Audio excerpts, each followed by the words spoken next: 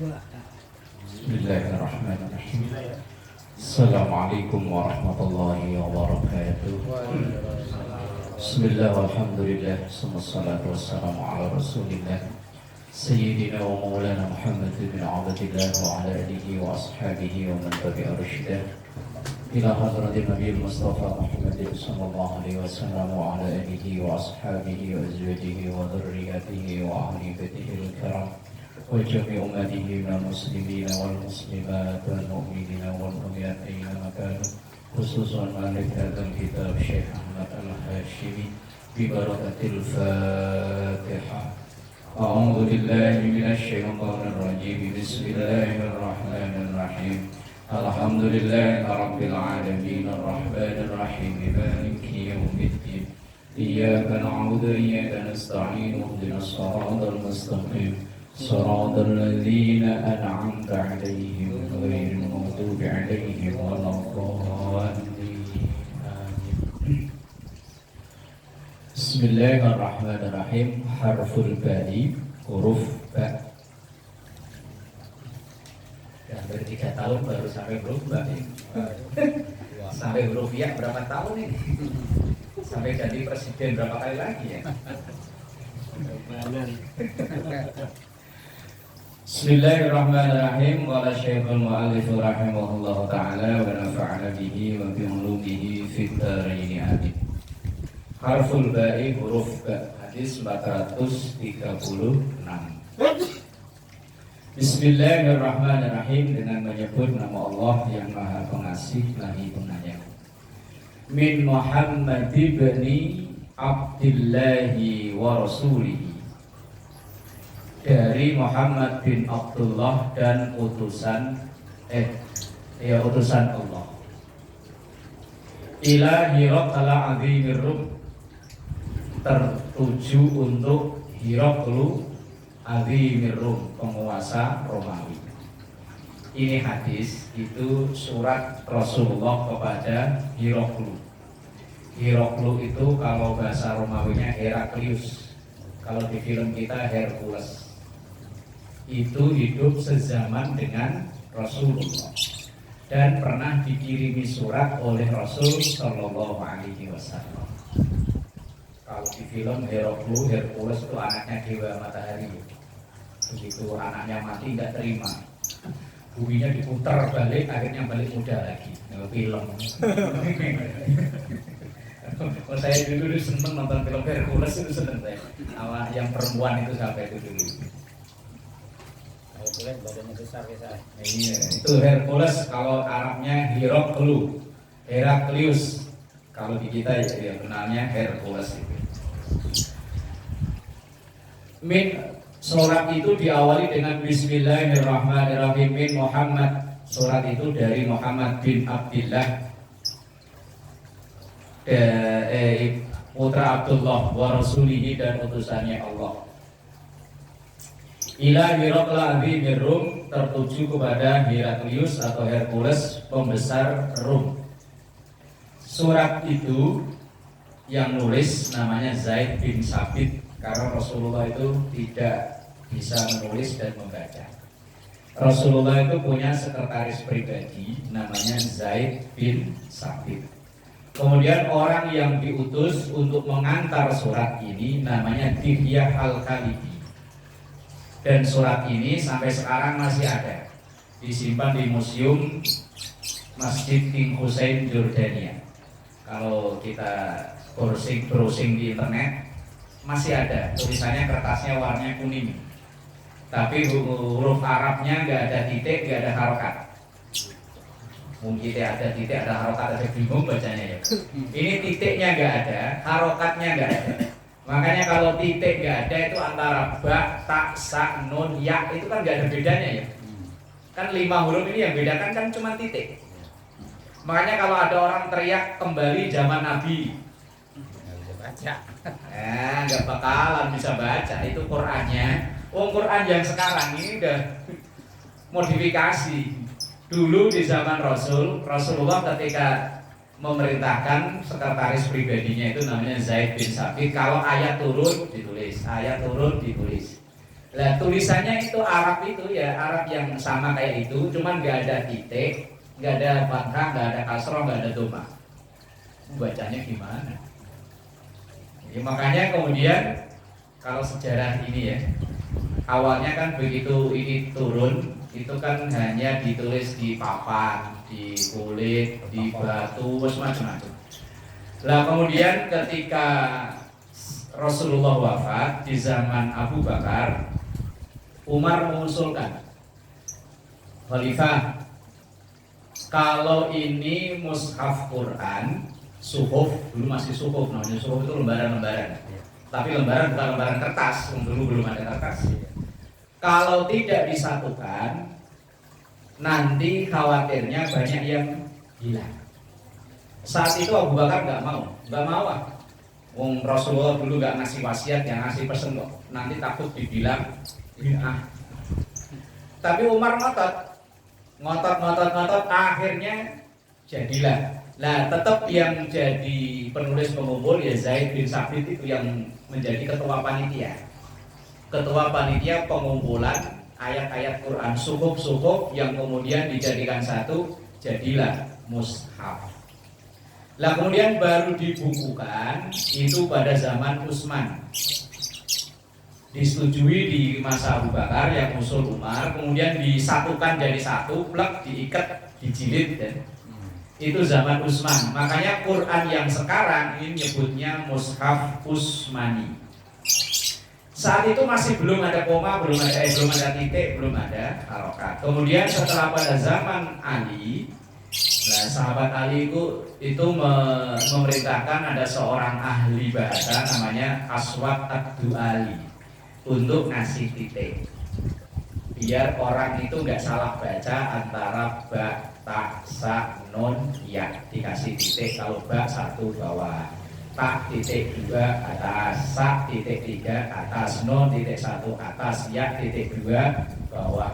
Itu yang memberi namanya Aswad ad-Du'ali. Setelah puluhan tahun Rasulullah wafat. Lah kalau orang yang pengen kembali ke zaman Nabi, ya titik-titiknya itu hapus. Bingung baknya mana tak mana. Tinggal makan aja rewel. Tinggal makan aja rewel. Surat itu yang nulis Zaid bin Sabit, kemudian yang diutus untuk ngantar surat namanya Diyah al-Kalabi. Kemudian Diyah al-Kalabi itu datang ke seorang pembesar namanya Haris bin Abi Syamar al-Ghassani, karena terkenal ini dekat dengan Hiroklu tadi, pakai perantara. Kalau kita mau bikin proposal, ngajuin proposal kan kalau langsung kan tidak dianggap. Nah makanya nyari orang dalam, orang dekatnya Hiroklu siapa? Nah itu namanya ada seorang pembesar, ada orang tokoh namanya Haris bin Abi Syamar al-Ghassani. Itu suratnya.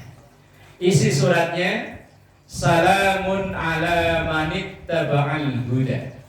Salamun, salam sejahtera. Alaman kepada siapapun ittaba'a yang mengikuti al-huda, petunjuk. Nah ini Rasulullah berkirim surat kepada orang yang belum Islam tapi tetap mengucapkan salam, tapi bukan assalamu tapi salamun. Maka kita kalau bertemu dengan orang yang non muslim mengucap salam boleh, tapi salamun ya salam gitu aja. Ya kalau untuk menghormati, ya kalau kita di Indonesia ya selamat pagi, selamat sore. Salamnya itu boleh, tapi tidak memakai redaksi assalamu. Kalau assalamu itu yang untuk muslim, kalau yang non muslim salam, nggak pakai al namanya al ma'rifat. Lah kalau mereka yang mengucapkan salam terlebih dahulu, kita ya jawab, tapi jawabnya cukup wa alaikum, nggak dilanjutin. Nah, biasanya kan kayak kita kan ya, Lai, Panji kalau ketemu, assalamualaikum Pak Haji, jawab waalaikum. Dan itu tuntunan Nabi kita ya begitu ngajarinnya. Kalau udah terlanjur, ya wes terlanjur, namanya terlanjur. Waalaikumsalam. Kadang kan mulut ya keceplosan ya. Refleks wong karena biasa kita mengucapnya waalaikumsalam, ya wes rapopo terlanjur. Tapi kalau bisa keren ya direm cukup wakanya. Misalnya ada calon DPR yang bukan orang Islam datang ke sini, warga dikumpulin assalam, walaupun dia salamnya utuh. Assalamualaikum warahmatullahi wabarakatuh. Kita kompak jawabnya, waalaikum. Ngirit amat ya. Iya. Kalau sampean syahadat dulu baru saya lengkapi. Karena kalau belum syahadat ya cukup waalaikum. Salamun, salam. Semoga keselamatan. Kalau di kita ya assalamualaikum warahmatullahi wabarakatuh. Salam sejahtera. Kalau sambutan yang ada non muslimnya, salam sejahtera untuk kita semua. Nah itu salamun ala manit taba'al huda amma ba'du. Sesudah itu, amma ba'du itu artinya sesudah itu, maksudnya sesudah mengucapkan salam. Fa inni, maka sesungguhnya aku itu Rasulullah, adauka mengajak kepada engkau Hercules atau Heraklius, bidi ayatil Islam, mengajak dalam Islam. Aslim, Islamlah, taslam, maka engkau akan memperoleh selamat. Yu'tikallah, Allah akan memberimu ajroka, pahalamu, marrotaini, 2 kali lipat. Karena kalau yang masuk Islam itu pimpinan, biasanya anak buahnya ngikut. Nah, kalau anak buahnya itu masuk Islam gara-gara masuk Islam yang pimpinan, maka Islamnya pimpinan itu pahalanya jauh lebih besar. Dalam hadis kan man sanna sunnatan hasanatan falahu ajruha wa ajru man amila biha. Orang yang memulai satu kebaikan, kalau kebaikan itu diikuti oleh banyak orang, maka pahala yang diperoleh oleh banyak orang yang ikut itu ditransfer ke orang yang pertama kali ngajak. Misalnya kayak pengajian kita ini dulu awalnya kan Pak Haji Mokosar Royani datang ke sini ngobrol-ngobrol, lah kemudian ngajak banyak orang, maka orang-orang yang hadir ini insya Allah kalau memang kita ikhlas karena Allah berpahala, yo wes pahalanya ngalir, transferan dapat Pak Haji. Walaupun Pak Haji misalnya kemarin beberapa hari nggak masuk, sakit misalnya, oh transfer dapat Pak Eman, transfer masuk ATM, masuk Mbah ya dapat. Orang yang pertama ngajak man sanna sunnatan hasanatan falahu ajruha wa ajru man amila biha. Lah ya sebaliknya kalau kejahatan ya sama. Dulu awalnya di sini nggak ada itu yang bisa main slot. Gara-gara dia orang pada main slot, pada main judi, maka dosanya orang-orang yang pada main judi itu juga tertransfer orang yang ngajarin. Bapak belur repot. Yang ngajak baik orang yo pahalanya ketransfer, yang ngajak jahat orang yo pahalanya ketransfer. Lah ini misalnya dia udah sadar cara mengilangnya ini gimana tuh ya? Kalau orang tambah banyak yo resiko. Awalnya tidak jadi awalnya dia makanya kalau kita ngajak ke ya semoga Allah kalau tobatan nasuha ya insyaallah lah. Allah Maha Pengampun. Aslim taslam yu'tikallah ajraka marratain. Kalau engkau mau masuk dalam agama Allah, pahalamu 2 kali lipat. Karena kalau pimpinan masuk, ya biasanya anak buah masuk, raja masuk, ya rakyat ikut masuk. Fa in tawallaita, tapi kalau engkau enggak mau, fa inna 'alaika, maka dosamu ismal arisin, yo nanggung dosanya rakyat-rakyatmu. Wa ya ahlul kitab, wahai ahlul kitab. Kalau Rasulullah nyebut ahlul kitab itu yang dimaksud adalah Yahudi dan Nasrani. Tapi apakah Nasrani yang sekarang? Wallahu a'lam. Karena Nasrani di zaman Rasul, ya Tuhannya Allah. Isa itu utusan Allah. Isa itu bin Maryam utusan Allah. Itu yang diyakini Nasrani di zaman Rasul. Tapi sekarang wallahu a'lam. Itu keyakinan mereka. Wahai ahlul kitab, wahai ahlul kitab, yang dimaksud ya tentu Yahudi dan Nasrani. Ta'alau ila kalimatin sawa'in bainana wa bainakum. Ta'alau, mari bersama-sama. Ayo. Ila kalimatin, kepada kalimat sawa'in yang sama, bainana antara kami wa bainakum dan antara kalian. Kalimatnya sama, ajakannya sama, yaitu la ilaha illallah. Yahudi la ilaha illallah, Nasrani la ilaha illallah. Tetapi karena penyelewengan kemudian kok berubah. Waqalatil yahudu Uzairun ibnullah wa qalatin nasara al-masihu ibnullah. Setelah penyelewengan, Yahudi menganggap Uzair itu adalah anak Tuhan. Kemudian Nasrani menganggap Al-Masih Isa anak Tuhan. Padahal dulu sama-sama Rasul Allah. Apa yang sama? Allah na'budu illallah, untuk tidak menyembah kecuali kepada Allah. Berarti ajakannya sama, yaitu la ilaha illallah. Wala nusyrika bihi syai'a, dan tidak menyekutukan. Dan kita pakai nun itu nusyrika, berarti kita. Kalau usyrika berarti saya, kalau tusyrika berarti engkau, kamu. Kalau nusyrika pakai nun berarti kami, kita. Wala nusyrika bihi syai'a, dan kita tidak menyekutukan dengan apapun.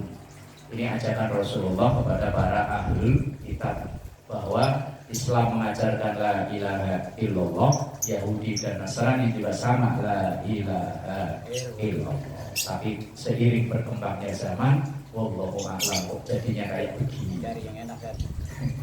Kan sholat Wala yattahidha, dan jangan menjadikan ba'duna, sebagian dari kita, ba'dun, ke sebagian yang lain, arbaban, sesembahan, min dunillah, selain Allah. Ini ajakan Rasulullah, dan jangan kita menjadikan sesama manusia sebagai sesembahan. Wong Isa itu yo manusia, wong dia yo lahir, yo makan, yo minum, yo capek, yo haus. Nah kalau dia Tuhan, ada orang dia Tuhan, kabulkan doaku. Sorry, saya lagi haus, minum dulu. Bukan dilahirkan. Lah dulu sebelum waktu Tuhan anak-anak yang nyuapin itu. Terus tapi itu wallahu lah keyakinan mereka. Ibunya Tuhan. Fa in tawallau, tapi kalau kalian enggak mau, faqulu, maka katakanlah isyhadu bi anna muslimun. Isyhadu, saksikanlah, bi anna, sesungguhnya kita muslimun, orang-orang yang berpasrah, menyerahkan segalanya kepada Allah. Ini pelajarannya. Tugas kita itu kan cuma ngajak, tugas kita memberitahu, menginformasikan. Masalah dia mau dan tidak, ya wis, urusan masing-masing ya. Di musola ini kan tugasnya cuma hayya 'alas sholat, ayo sholat. Datang ya syukur, gak datang ya wis, ya kan. Hayya 'alal falah, ya datang ya syukur, gak datang ya wis. Itu ujung dari surat Rasulullah itu kan, fa in tawallau faqulu syhadu bi anna muslimun. Kalau kalian gak mau, ya wis lah, itu semua aku pasrahkan kepada Allah. Wa ma 'alaina illal balagh. Dan tidak ada tugas bagi kami kecuali hanya mengajak, menginformasikan. Jangankan keluarga kita, keluarga Nabi itu banyak yang berengkel. Abu Jahal, Abu Lahab, Abu Thalib itu keluarga Nabi. Kanan anaknya Nabi, Fir'aun bapak angkat Nabi. Siapa bapaknya Ibrahim? Azar bapaknya Nabi. Tapi wong enggak dikehendaki oleh Allah ya wis. Apalagi cuma kita. Kita tugasnya ngajak. Kalau nggak mau ya wis. Tugasnya memberitahu. Bang Najib. Waduh, sampai situ ya wis. Oh, tugas kita cuma ngasih tahu informasi. Ada sholat yuk. Waduh, duluan deh. Ya wis, tugasnya kita cuma ngajak. Mau ya syukur, nggak mau ya wis. Gitu aja kok. Repot. Tugas kita bukan mengislamkan orang. Bukan. Itu hak prerogatif Allah mengislamkan orang. Tugas kita cuma menyampaikan Islam. Bismillahirrahmanirrahim. Bay'uni hadis 437. Bay'uni ala alla tusyriku bihi syai'an. Billah, tusyriku billah. Allah tusyriku billahi syai'an. Oh, di situ billah. Kalau ini cuma bihi. Ya, karena ini cuma satu ya salah berarti. Di sini cuma bihi, dan di situ billah ya.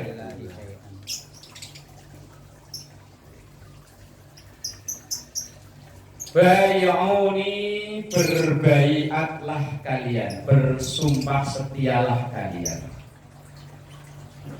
Ala alla tusyriku billahi syai'an, gitu ya? Iya. Untuk tidak menyekutukan Allah syai'an dengan apapun. Ini kalau dulu Islam itu langsung berbaiat dengan Rasulullah. Makanya ada orang sekarang yang memahami Islam itu enggak sah tanpa berbaiat. Termasuk yang diyakini Panji Gumilang CS, LDII dan banyak nasnya. Ada aliran-aliran sempalan yang mereka itu kalau tidak berbaiat Islamnya tidak sah menurut mereka. Dan saya pernah berjumpa dengan orang seperti itu. Cuma saya tanya begini, sampean berbaiat kepada siapa? Kepada imam kami. Di mana itu? Di Bandung. Lalu bagaimana orang Afrika yang tidak kenal dengan imammu? Apakah imamnya enggak sah? Ya enggak sah, berarti kafir. Lah berarti nanti yang masuk Islam cuma kelompokmu tok. Kelompokmu itu di Indonesia ini ada berapa orang? Ya sekitar 3.000, 4.000. Lah surga itu tempat orang sedunia, masa di tempat cuma 3.000 nganggur surganya. Lah iya, lah terus orang-orang yang dulu sudah wafat sebelum baiat kepada pimpinanmu gimana? Lah terus saya tanya balik, pimpinanmu dulu baiatnya ke siapa? Bingung dia jawabnya. Iya. Lah iya. Kalau Islam itu tidak sah tanpa berbaiat, lah pimpinanmu yang katanya tinggalnya di Bandung itu dulu berbaiatnya ke siapa? Apakah langsung kepada Nabi? Wajib. Saya sebetulnya senang kalau ketemu orang model-model begitu. Nah, diajak eyel-eyelan itu senang. Akhirnya ya wis lah, ya wis masing-masing lah. Ya makanya nggak usah memvonis orang lain. Memang di zaman Rasulullah, karena sezaman dengan Rasul, asal ada orang masuk Islam ya sowannya kepada Rasul. Ada orang masuk Islam ya Rasul, ada orang masuk Islam sowan. Lah, sampai kan saya tanya, kan pernah bacakan al-ulama warasatul anbiya. Ulama yang diyakini sekarang ini adalah penerus pemegang tongkat kerasulan. Walaupun bukan rasul, dia memang bukan rasul, tapi yang memegang estafet kerasulan itu adalah ulama. Ya cukup kita berbaiat dengan para ulama. Berbaiatnya gimana? Kita Islam turunan. Begitu lahir kan kita udah diadaan, ya saat itulah kita udah dibaiat. Kalau orang Kristen ya dibaptis. Lah kok dulu baiat ulang lah, imammu dulu baiatnya ke siapa? Baru ya mentok jawabnya.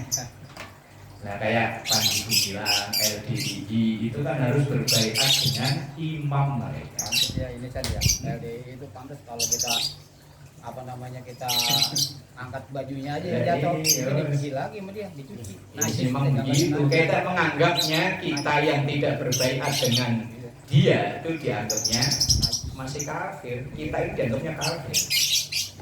Ya sembolah itu urusan dia. Mau ya ngaji juga nggak mau. Nggak mau kalau bukan sama gurunya. Jumatan aja kalau itu dia pulang. Iya. Saya pernah ketemu dari orang begitu Pak. Tapi kan yang nyusahin. Iya. Misalnya rumahnya sini, Iya. kerjanya di Depok ya Pak Iman ya. Dan dia penganut LDII, kebetulan masjidnya umpama di sini, kerjanya di Depok. Apakah dia kalau sholat zuhur mau pulang dulu? Nah, ayo. Nanti kalau sholat asar pulang lagi. Wah, jadi dikeluarin sama bosnya ya. Saya jadi panggil. Lah iya. Lah kalau ke KBN kayak Mbak Slamet masih lah kejangkau 1 jam pulang pergi ya Mbak. Lah iya. Ini kan nyusahin. Nyusahin juga udah ngos-ngosan itu. Ada dalam kitab itu Khosais Ummati Muhammadiyah, spesialisasi atau khusus keistimewaan umat Nabi Muhammad. Boleh sholat di mana saja asal tempat itu suci. Di mana saja boleh. Lah mereka kok malah batasi diri, nyusahin diri sholat kalau nggak di masjidnya dia, nggak boleh. Lah kan nyusahin diri. Tapi banyak juga. Tapi rata-rata LDII itu masjidnya nyempil. Jarang yang berani di pinggir jalan raya kan. Ngumpet. Coba deh Bapak, kalau jalan ada plang LDII di pinggir jalan, pasti masuk gang kecil, baru ketemu masjidnya. Ngumpet. Ya ada sih, ada 1-2 yang tampak, tapi biasanya gembokan melulu. Sekarang kita dianggapnya najis, ya wallahu alam lah, itu keyakinan dia lah. Nah ini mereka meyakini bahwa Islam itu kalau nggak berbaikat nggak sah. Lah cuman berbaikatnya ke siapa? Lah kalau zaman Nabi memang semasa dengan Nabi, kalau ada orang masuk Islam, ya baiatnya langsung kepada Nabi. Lah setelah Nabi nggak ada, ya baiatnya pada para sahabat, sahabat nggak ada, para tabiin, tabiin nggak ada, tabiin terus. Ya kalau sekarang ya para ulama. Lah ya gitu. Baiatnya yang pertama tidak menyekutukan Allah, yang kedua wala tasriku. Kalau tadi tusyriku, kalau sekarang tasriku. Tasriku jangan nyolong. Nyolong. Saroko kan nyolong. Ya. Ayatnya kan wasariku wasarikotu faqtahu aydiyahuma. Nyolong, mencuri. Kalau jambu di jalanan udah deal, nggak nyolong Pak Iman ya. Iya, Jadi nggak nyolong, enggak. aman. Jadi nggak nyolong. Wala taznu, jangan berzina. Kalau berzina yang dengan wanita lain, insya Allah kita masih punya sifat malu ya. Yang bahaya itu ketika terjadi pertengkaran suami istri. Kemudian suami mengucapkan cerai, maka saat itu jatuh cerai. Lah kemudian misalnya siang berantem, lah kebetulan hari itu hari libur ya. Ya siang-siang tidur kok melipir, mepet. Lah tahu-tahu kok di dalam. Lah kalau belum ada kata rujuk itu namanya zina. Itu yang bahaya itu. Kalau insya Allah kalau zina insya Allah ya bisa nahan lah ya. Yo, walaupun nggak malu sama Allah kan ya malu sama teman, malu sama orang itu. Tapi kalau yang begitu itu yang bahaya kan begitu. Atau mungkin istri yang mancing-mancing, berantem, langsung kata istrinya, bang kalau begini ceraiin saya. Kata lakinya, siapa takut? Lantilalah habis berantem hujan gede. Mepet dah, kok tahu-tahu ngancam. Wah itu yang zina bahaya ya gitu. Bahaya Pak Iman tuh. Makanya kalau berantem itu, ini mulut hati-hati kalau laki-laki lah, kalau perempuan sih gak masalah. Apa Mbak? Oh, kirain ada yang nganterin opong. Iya, nganterin sama. Nah, langsung. Oh ya alhamdulillah. Kayaknya Kalau rezeki mah nggak kemana, tongkrongin di sini aja dah sendiri. Yang bahaya itu ya, hati-hati kita. Karena cerai itu hak prerogatif kita laki-laki. Kalau perempuan biar ngomong jutaan kali nggak ngaruh. Kita ngucap seucap aja. Bang ceraiin, siap saya cerai. Udah jadi. Tapi kalau cuma bilang siapa ya enggak. Kalau bilang siap belum tentu masih kinayah namanya. Tadi kan siap saya cerai, nah udah jadi. Ada kata cerai susulan. kalau siap masih tanda tanya ya. Masih tanda tanya. Kalau ada niat ya jadi, kalau nggak ada niat ya enggak. Namanya kan kinayah. Kinayah itu bahasa yang belum jelas. Kalau yang sorry itu dengan bahasa jelas, cerai, talak, apalagi cerai, talak, pisah. Lah kalau pulang itu bahasa masih bahasa belum jelas kan. Pokoknya yang ada bahasa pisah, cerai, talak, nah itu bahasa sorry namanya. Kan kalau udah sono pulang ke Pati gitu ya. Istri bukan orang Pati ya. Pulang ke sana belum masih. Pulang sono. Lah pulang kan bisa jadi karena makna sakit. Kangen, kita balik lagi pulang. Itu namanya bahasa kinayah. Kalau tanpa niat dari suami ya tidak jadi cerai. Tapi kalau ada niat dalam hati sono pulang. Tapi dalam hati buat cerai sekalian ya udah jadi cerai. Kalau enggak ya enggak. Bahaya memang. Itu laki-laki masalahnya yang berperan full itu laki-laki. Tapi kan kadang sumbernya dari perempuan. Wala taqtulu auladakum, dan kalian jangan membunuh anak-anakmu. Kalau dulu kan budayanya orang Quraisy itu kalau anak perempuan bunuh. Sekarang bukan kebanggaan. Terutama dulu kaum Bani Asad. Bani Asad ini terkenal, pokoknya lahir perempuan nggak ada kata A I U E O langsung sikat bunuh. Tapi kalau yang lain masih kadang mikir-mikir. Tapi kalau Bani Asad dulu ya satu kelompok lah, satu suku ya. Asal pokoknya lahir perempuan bunuh, lahir perempuan bunuh. Dan sekarang malah kadang belum lahir udah dibunuh duluan.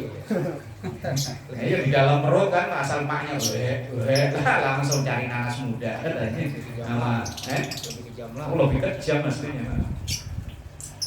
Wala ta'tu bituhtanin taftarunahu baina aidikum wa arjulikum. Wala ta'tu bituhtanin, dan jangan engkau datangkan buhtan, kesaksian palsu, kebohongan. Taftarunahu, yang kalian rekayasa, baina aidikum wa arjulikum, dengan tanganmu dan kakimu, maksudnya dengan perbuatan. Untuk memenangkan satu perkara, kadang orang itu ya merekayasa kejadian. Ini kan yo kerjaannya pengacara ya. Pokoknya kan wani biro, asal punya duit yo yang menang di penjara, yang kalah tertawa. Nggak ada Pak Idris itu nyanyi ya. Yang menang di penjara, yang salah tertawa. Yang benar di penjara, yang salah tertawa. Wala ta'su fi ma'rufin. Wala ta'su, dan jangan engkau maksiat fi ma'rufin, dalam kebaikan. Lu maksiat ke dalam kebaikan itu gimana? Gimana Pak sih maksudnya? Pak Ustaz. Wala taksu, dan jangan kalian maksiat fi ma'rufin, dalam kebaikan. Maksudnya piye? Gimana Pak? Bisa baca tapi kalau yo bingung juga ya. Iya. Wala taksu, terjemahnya gimana kalau di sini? Janganlah mendurhaka mengenai kebaikan. Nah iya, jangan mendurhaka mengenai kebaikan. Lah itu karepe opo? Maksudnya jangan kita berbuat maksiat tapi dengan dalih ditutup-tutupi kayaknya kebaikan. Aslinya sih tujuannya maksiat tapi kayaknya baik. Kayaknya baik. Wiridan subhanallah, tapi tujuannya buat nyirep orang. Buat ini, buat apa? Apa? Pelet tuh, pelet. Pelet dia, buat pelet. Jaran goyang, tapi mantranya kayaknya mantra Asmaul Husna atau apa. Tujuannya kan nggak baik, kan kemaksiatan. Tapi kayaknya ya kebaikan kok wiridan. Kayaknya kebaikan, tapi tujuannya enggak baik. Rajin apa? Nyambangi majelis taklim, rajin nyambangi pengajian menjelang pemilu. Pakai baju koko, pakai sorban. Tapi tujuannya untuk bola itu urusan ya. Faman waffa minkum fa'ajruhu 'ala Allah. Faman dan siapapun waffa yang mencukupkan, memperhatikan, minkum di antara kalian fa'ajruhu maka pahalanya Allah, itu di sisi Allah. Wa man asaba min dzalika syai'an fa'uqiba bihi fid dunya. Wa man dan siapapun asaba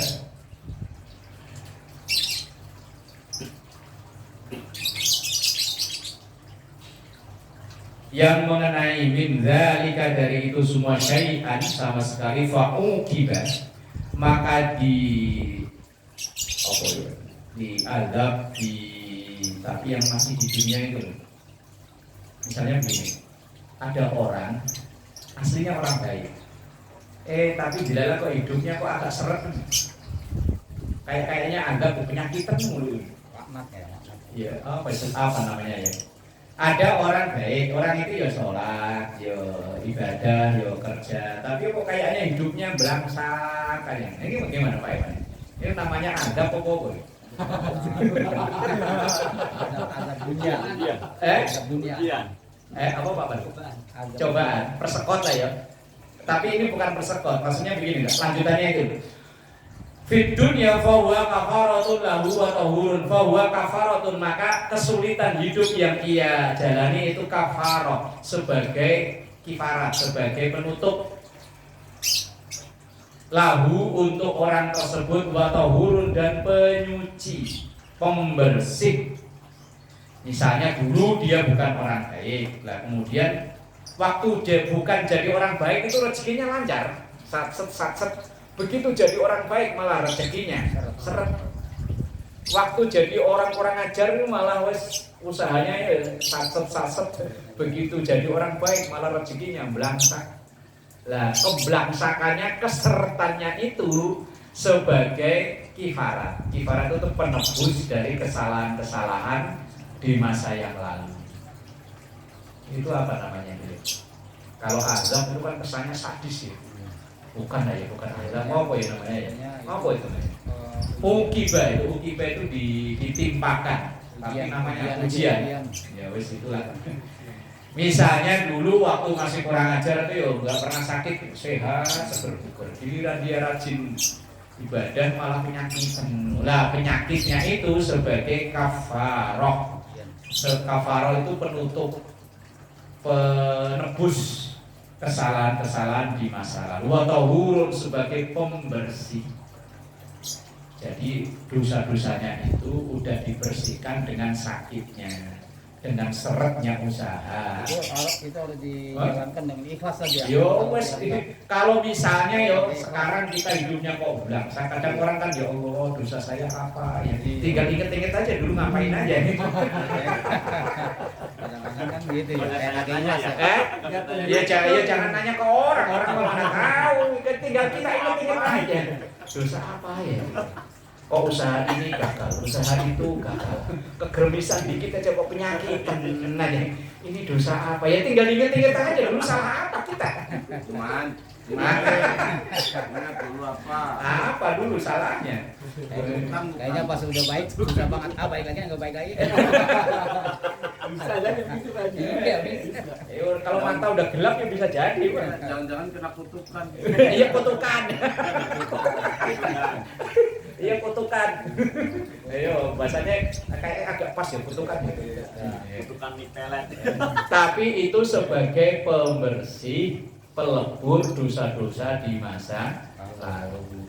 Lah kok nanti dosa-dosanya udah beres ya baru mungkin sehat lagi, lancar lagi. Tapi kok kalau belum beres ya mungkin sampai mati belangsak terus ya.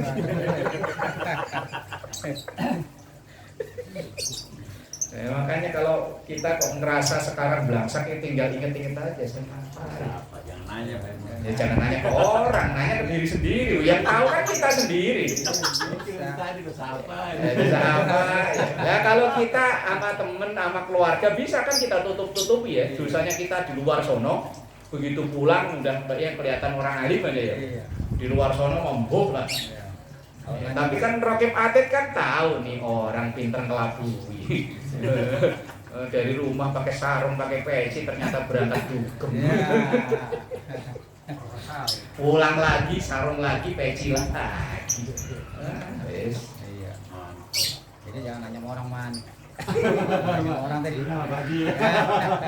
Wa man asaba min dzalika. Lah kalau orang ada yang asobada min dzalik syai'an, ada orang maksudnya melakukan pelanggaran-pelanggaran tadi. Summa satarahu Allah, kemudian Allah nutupinya.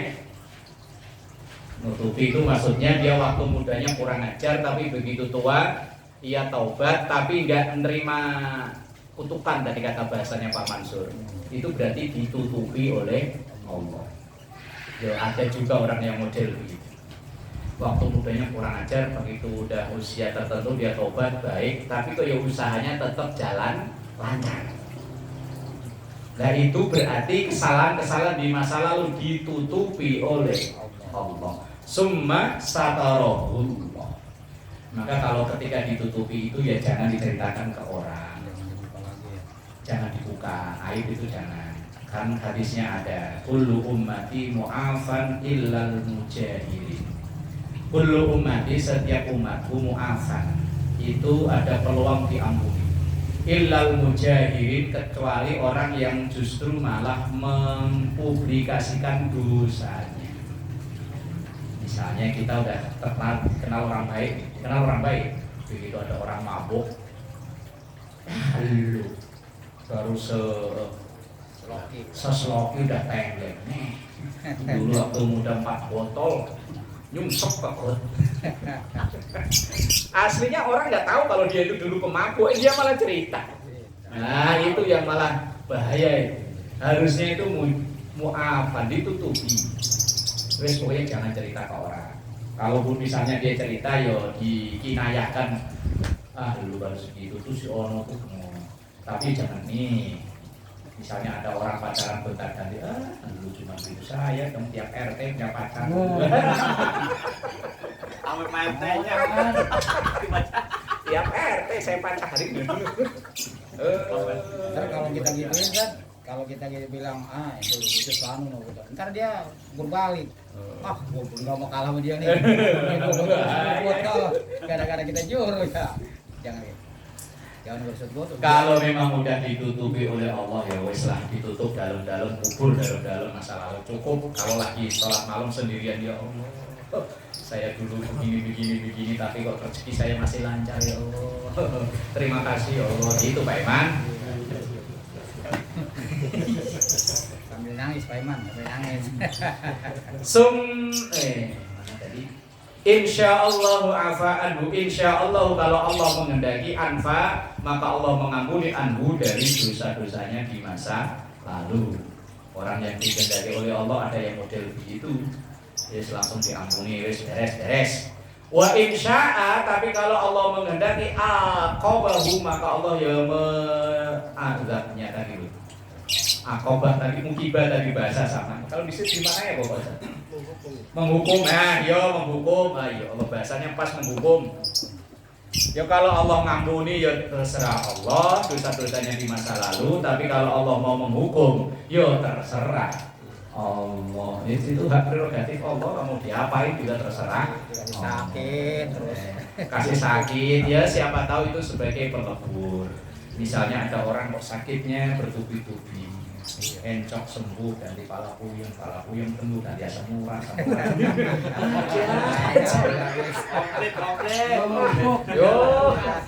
Yo siapa tahu itu pelebur dosa-dosanya di waktu muda dulu. Borok.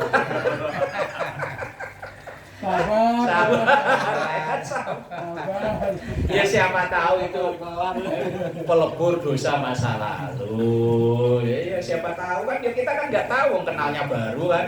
Ya kalau temen dari kecil kemana-mana bareng, lah baru tahu kartunya megang kita. Kalau ini kan yang dikeluarin kan kartu balak 6 diumpetin.